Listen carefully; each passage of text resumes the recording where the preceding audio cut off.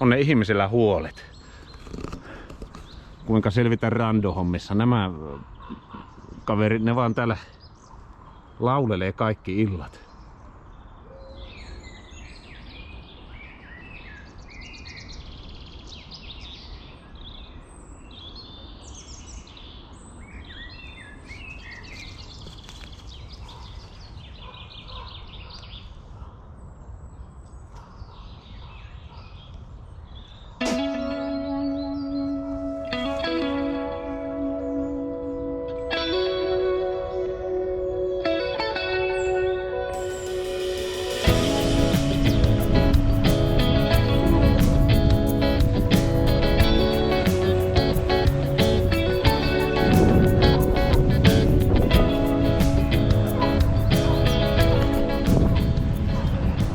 Tapio tee terve, moro hei! Tänään on vähän tarvis kuunnella linnun laulua ja haistella urbaanin metsän tuoksuja. Toki, mikä olennaista randoilun kannalta, ajaa Rally Jobb-Zoetemelk maantie Kilipurilla. 440 kilometriä alkaen maaliskuun alusta Rally-killa. Mitä aikaisemminkin on sanonut, ennen 400 tärkeää saada ainakin 400 kilsaa. Nyt se on reilusti tavoite saavutettu. Pyörä edelleen toimintakunnossa ja ehjänä monenlaisen kyydin jälkeen. No samalla kun tänään kerätään noita kilsoja, mielessä niitä saa jutella mukavia siitä, että mitä silloin tehdään, jos ei tuolla randoillessa tien päällä meikään kaikki ihan putkeen. Pohdinnat juontaa juurensa siitä, kun ystäväni oli tuossa taannoin ajamassa 200 ja päätti jättää teknisen vian takia homman sitä kertaa kesken. Nämä Shimanon kahavat, ne on semmoset, että ne saattaa katkoa noita vaihdevaijereita ja tämmönen kyseenomainen vahinko oli tien päällä käynyt.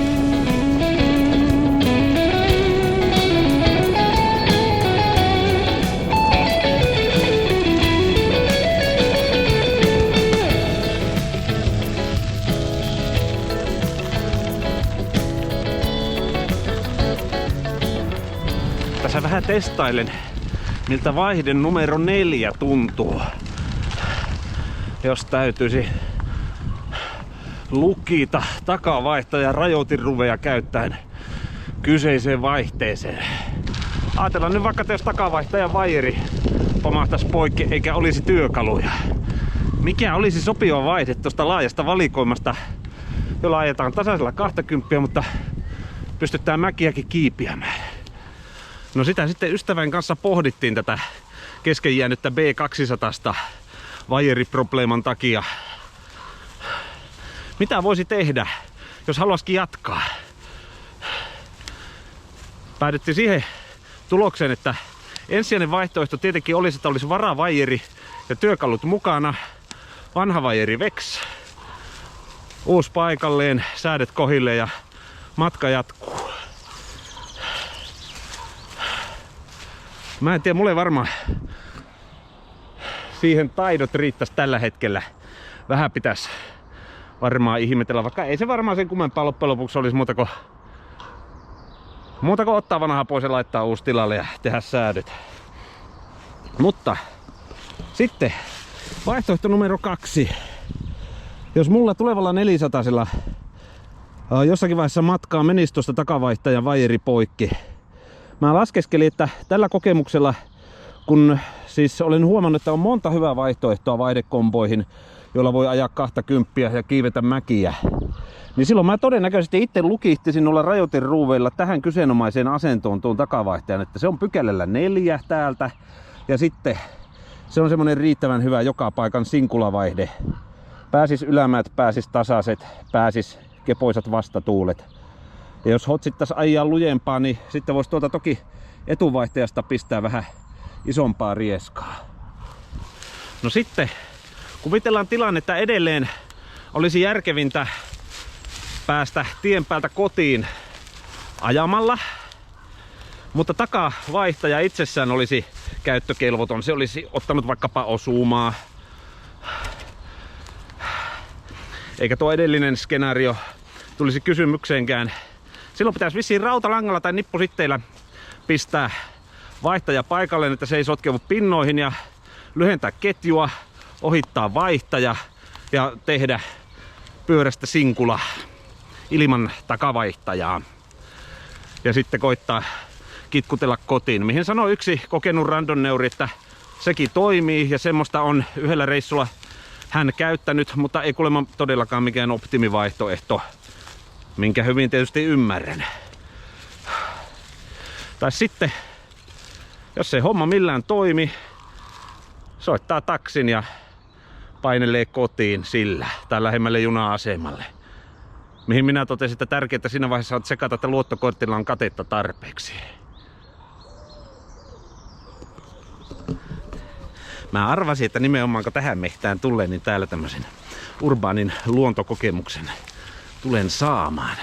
Ahaa, edessäni näen sellaista pöpelikköä, että täällä on samoiltava varovasti. Muuten saattaa takavaihtaja saada osumaan. Sitten on pyörähuollolle töitä. Mennäpä varovasti. Tästä näin. Ai. Onneksi kukaan ei näe.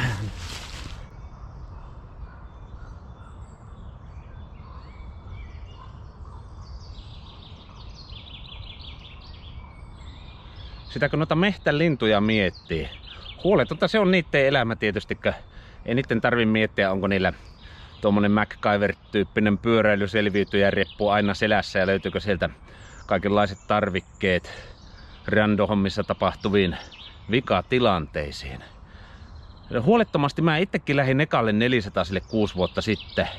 Ei varmaan käynyt mielessäkään, että mitä jos ketju katkeaa. Luottokortilla tietysti rahaa oli, että aina olisi taksilla johonkin tarpeeksi lähelle kotiovea selvinnyt kohtuullisin kustannuksin. Mutta nykyään mä oon sitten ruvennut pitämään ketjun korjaustarvikkeet tuolla mukana, kun se jotenkin tuntuu semmoiselta todennäköisimmältä skenaariolta, että jos ketju katkeaa, niin ottaa ketjun katkaisijalla pois ne jämäpalat, mitä siihen on jäänyt, ja sitten niillä liitospaloilla, ketjulukoksi, kun sitä nyt sanotaan, niin liittää vaan ketjun takaisin yhteen ja polkaisee polkemista sen niin liitospalat lukkoon ja matka saa jatkua. Mä mun kesätunturilla harjoittelin vuosi sitten tekemään tätä, kun ei ollut koskaan tarvinnut tehdä, niin rutiini tuosta hommasta puuttu. Sitten oli yhdellä porukkalenkillä ja heti lenki alakoon yhdellä toisella pyöräilijällä katkesi ketju, johon minä tietysti mielessäni olin, että jes, mä pääsen tarjoamaan apua ja kokeilemaan toimiiko mun pyöräilyreppuni. En toki ollut vahingon iloinen, vaan oli iloinen siitä, että hei, mä pääsen auttamaan. Kysyin, että saanko auttaa, että mä oon vähän toistaitoinen mekaanikko, mutta haluaisin kokeilla, että miten mun taidot toimii. Ja niinhän siinä saatiin. Varmaan alle 10 minuutissa homma tehtyä. Mulla oli kädet rasvassa, mutta tällä kaverilla oli ehjä ketju. Päästiin sitten polkemaan. Että ei jää ketjun katkeamisen takia sitten reissu tekemättä, jos niikseen tulisi.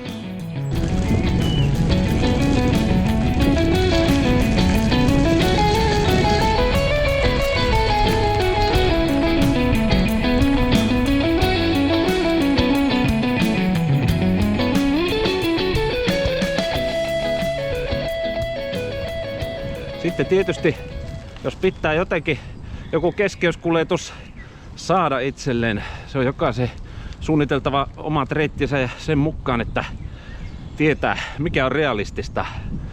Eteläisemmässä Suomessa tietenkin on julkista liikennettä, jos lähtee vaikka Tampereen suuntaan niin, ja menee vaikka Hämeenlinnan kautta, niin siinä on tosi paljon tuommoisia juna-asemia, joiden kautta sitten jollakin junalla saa itsensä kotiin hommattua, niin kuin Jarnon kanssa tehtiin silloin, kun viime alkukesästä mä katsoin, että hänen etuvalot alkoi jäämään tien 130 mäissä aina vaan taimas ja loppujen lopuksi oli vissiin ruvennut sattuun poloviin ja kaveri oli nähnyt tonttuja, niin mä sanoin, että mennään nukkuun ja jätetään tämä stuntti kesken tänään.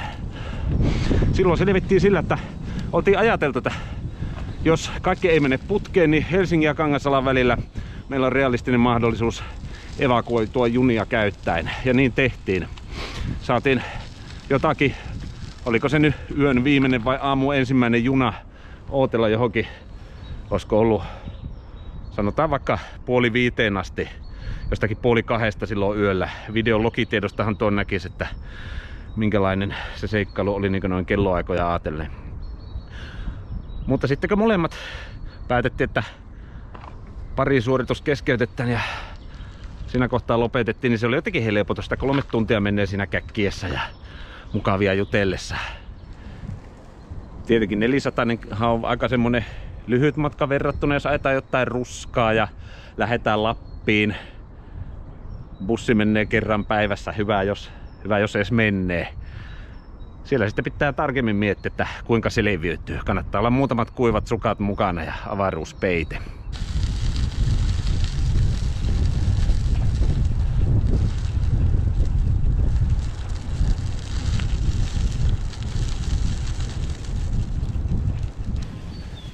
No niin, painelemme täällä jossakin puulajipuistikon ja puutarha-alueen, vai mikäs viljelmäpalsta tämä onkaan, välimaastoissa. Hieman upottavaa puistometsägräveliä pitkin, vai onko tämä ihan kuraa, menee ja tiedä. Minulla on nyt se paljon puhuttu vaihde 4 tässä nyt alla ja päästään kokeilemaan, miten se ajo sujuu. Voi ei. Tämä on joku tällainen puupohjainen gravelbaana. Tässä ei varmaan saisi pyörällä ajaa. Mutta tällä Kura-graveli-testibaanalla te pystytte näkemään käyttäessäni vaihdetta numero 4. Jopa tällä alustalla. Ja pois asti mennään tämmöisessä kevyessä myötätuulessa 18,5-20. Kadenssini on, lasketaanpas montako kierrosta tulee esimerkiksi 5 sekunnin ajalta. Alkaa nyt 1, 2, 3, 4, 5, 6, 7, 8. 5 sekuntia kertaa 12 tekee minuutin. Ja tällä laskentakaavalla se on sitten 96 kierrosta per minuutti. Tämä kadenssini. Vähän korkea, mutta mieluummin korkea kadenssi kuin kesken jäänyt brevetti. Siinä tapauksessa, että pitäisi sinkulamoodilla kotiin tulla. Varasisuurit. Mahdollisesti myös paikkaustarvikkeet. Kuusiokoloavainsarja. Sitten jakoavain, jos on pulttikiinnitteinen kiekko. Itselläni ei onneksi nyt ole enää semmoista tässä pyörässä. Rengasraudat, pumppu. Kyllä se valmius tähän rengastöitä tien päällä, se on semmonen aika perustavanlaatuinen juttu. Se tulee ensimmäisenä, sitten tulee ketjun korjaus. Jotenkin tämä vanha kuuluisa flat tire, niin kuin A1 kielellä sanotaan. Se on semmonen, minkä takia ei keneltäkään soisi reissun kesken jäävän. Huolettomasti mä kyllä ajelin ekan ja vikan Tour de Helsingin tuossa melkein 10 vuotta sitten, kun mä lähdin niin sanotut kisavaatteet päällä kisapaikalle. Mulla oli joku narureppu selässä ja siellä oli jotain evästä. Ei mitään muuta vaatetta mukana. Kauhea kaatosajepäivä tuli sitten ja silloin maistui kuravesi suussa. Kiitos edellä ajavan takarenkaan. Mutta joo, ei tullut rengasrikkoja sillä keikalla. Maaliin ajettiin tiivissä porukassa. Tuurilla on menty, mutta nyt sitten kokemus on opettanut. Kannattaa vähän varautua. Kaikenlaista voi käydä. Joku sanoi jossakin joskus, että pitkän matkan pyöräilijä on vähän niin kuin pieni lapsi. Täytyy huolehtia, että randonneurilla on tarpeeksi lämmintä päällä ja se on syönyt ja juonut ja nukkunut tarpeeksi. Ja mielellään ennakoida kaikkia näitä mahdollisia ennen kuin joku näistä on huonosti. Jos randonneuri alkaa kiukuttelemaan, niin todennäköisesti näistä perustarpeista silloin lähdetään liikkeelle näitä asioita hoitamaan.